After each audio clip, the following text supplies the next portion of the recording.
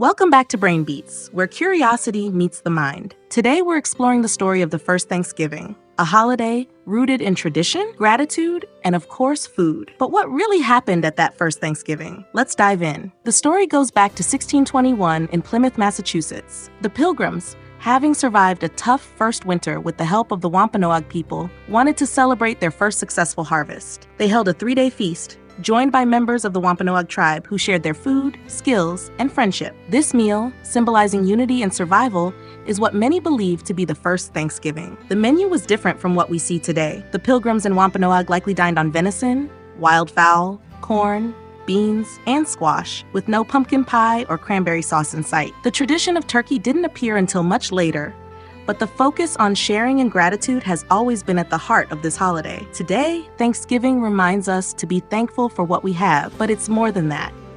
In times like these, Thanksgiving represents the power of coming together, recognizing our common humanity and embracing unity. As we gather with friends and family, it's an opportunity to reflect on how we can heal, listen, and connect. Thanks for joining us on Brain Beats. Remember, there's always something to be thankful for.